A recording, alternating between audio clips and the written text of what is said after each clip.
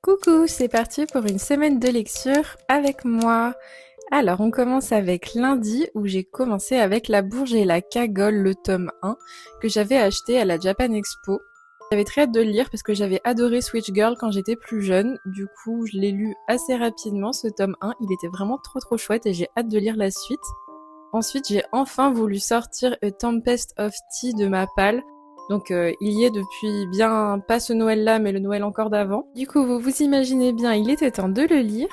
C'est une fantasy où il y a des vampires à l'intérieur. C'est l'histoire d'une femme qui a un salon de thé la journée. Et la nuit, ça devient un salon de thé, mais pour vampires, donc qui sert du sang. Mardi, du coup, j'ai continué ma lecture. J'ai lu qu'une vingtaine de pages. Puis mercredi, j'ai lu 33 pages dans le RER. Ensuite, jeudi, j'ai voulu enfin lire le tome 3 de Freerun. Je suis vraiment obsessed de cette série en ce moment, je découvre après tout le monde, je sais. Mais vraiment, c'est beaucoup trop bien. Là, en plus, l'action commence à vraiment se décanter. Du coup, j'ai très hâte de lire la suite, je l'ai complètement dévoré, ce tome-là. J'avais également continué A Tempest of Tea. J'avais juste zappé de le filmer. Ensuite, vendredi et samedi, malheureusement, j'ai pas eu le temps de le lire. Du coup, je vous ai mis une vidéo de mon petit chat.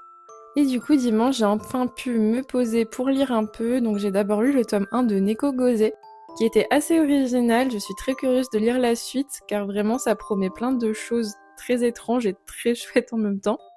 Ensuite, j'ai lu le tome 3 de Seven Time Loop. Donc j'adore cette série, vraiment, je suis tombée amoureuse de ce manga.